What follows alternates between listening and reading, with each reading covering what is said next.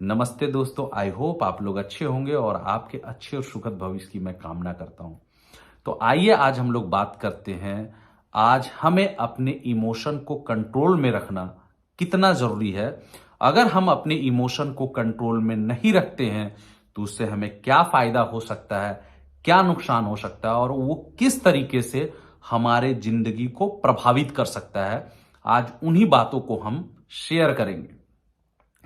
अक्सर अगर देखा गया है दोस्तों, आज अगर इंसान का जिंदगी अगर पूरी तरीके से अगर खराब हो चुका है या अगर आज हर रिश्ते के खराब होने के पीछे का अगर सबसे बड़ा रीजन और कारण अगर आप ढूंढने के लिए जाएंगे तो आपको पता चलेगा कि आज हर रिश्ता अगर खराब हो रहा है तो उसके पीछे का रीजन है इंसान का इमोशन।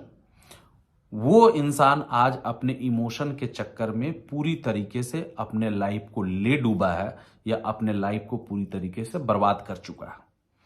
आज अगर हम बात करते हैं, चाहे आपके रिश्ते चाहे आपके माँ बाप के साथ हो, चाहे वो रिश्ता आपके भाई बहनों के साथ हो, चाहे वो रिश्ता आपके दोस्त यार के साथ हो, चाहे वो रिश्ता आपके किसी से आप प्रेम कर रहे हैं तो उसके साथ हो, आज हर एक रिश्ते में थोड़ा बहुत अनबन होना या खटपट होना एक स्वाभाविक नेचर है। लेकिन सबसे बड़ी बात है कि जब हमारे माँ बाप के साथ जब कुछ अनबन होता है या दोस्त यार के साथ अनबन होता है या भाई बहनों के साथ में अनबन होता है या हम जिससे प्रेम कर रहे हैं उसके साथ अनबन होता है तो हम बड़े इंटरनली हर्ट हो जाते हैं, इंटरनली बड़े डिस्टर्ब हो जाते हैं। और जब हम इंटरनली डिस्टर्ब हो जाते हैं तो हम अपने इमोशन में कंट्रोल नहीं रख पाते। और जब हम इन इमोशन में कंट्रोल नहीं रख पाते तो हम किसी तीसरे पर्सन को ढूंढते हैं कि हम अपनी इन बातों को शेयर उसके साथ करें। और जब हम किसी तीसरे बंदे के साथ में अपनी इन इंटरनल इमोशनल बातों को शेयर करते हैं तो शेयर करते करते कभी हम बहुत ज्यादा इमोशन हो जाते हैं, हमारे दो चार आंसू निकल जाते हैं और बात करते करते हम अपनी जो बातें तो शेयर करते ही करते हैं, साथ में अपनी निजी जानकारियां भी और निजी बातें भी उनके साथ हम शेयर करने लगते हैं।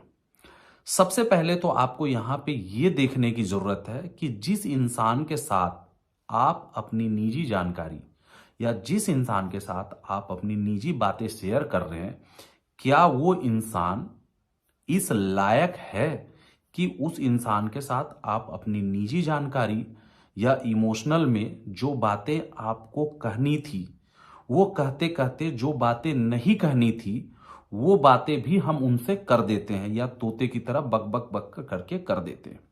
तो क्या वो इंसान इस लायक है कि उस बातों को उसके साथ शेयर किया जाए? अक्सर हम ये गलती जब कर जाते हैं तो हमारी जो निजी बातें होती है शुरुआत में 10 लोगों तक पहुंचती है, फिर वो 100 लोगों तक पहुंचती है और हमारी निजी जो जानकारी होती है वो सार्वजनिक जानकारी बन जाती है। जब सार्वजनिक जानकारी बन जाती है तो इंटरनली हमें बाद में बड़ा पश्चाताप होता है या बड़ा दुख होता है कि यार काश अगर हम ये काम ना किए होते तो जो शायद थोड़ा बहुत जो रिश्ता बना हुआ था या बचा हुआ था वो आगे भी बचता।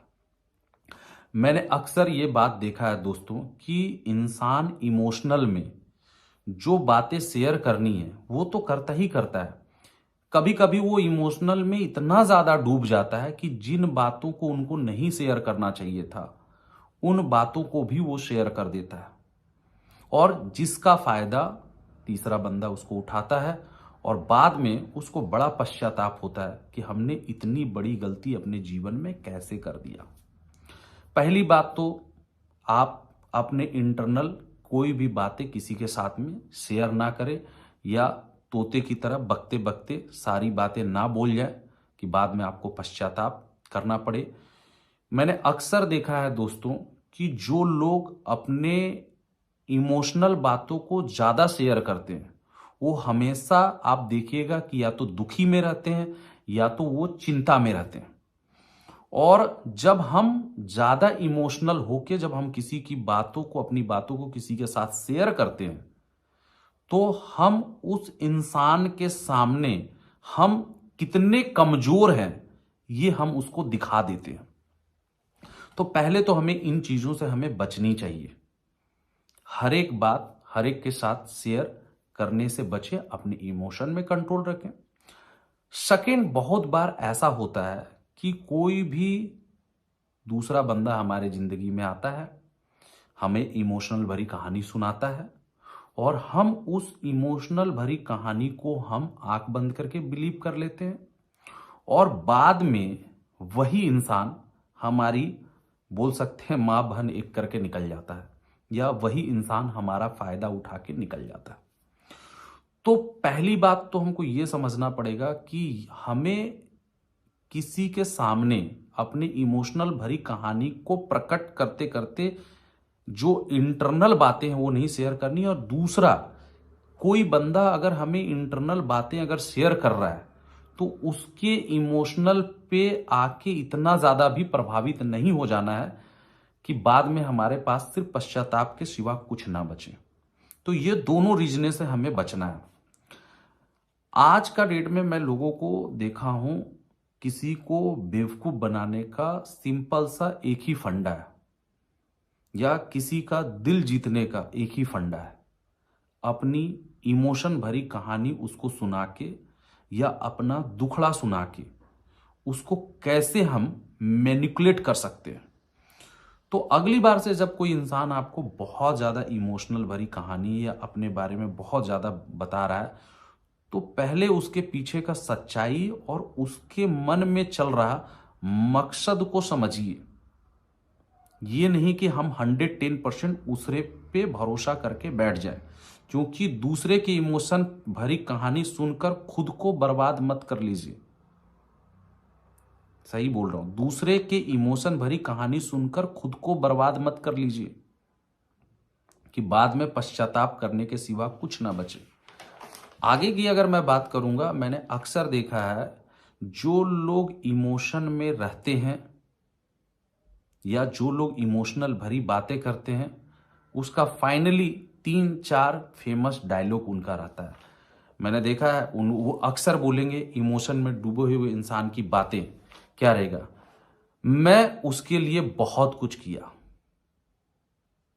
आप देखिएगा वो अक्सर ये बोलेगा, मैंने उसके लिए बहुत कुछ किया, मैं बहुत सच्चा और ईमानदार हूं।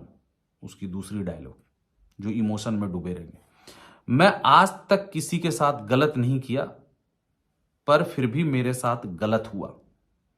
ये इमोशन में डूबे हुए इंसान और चालाकबाज इंसान लोगों की पहचान है।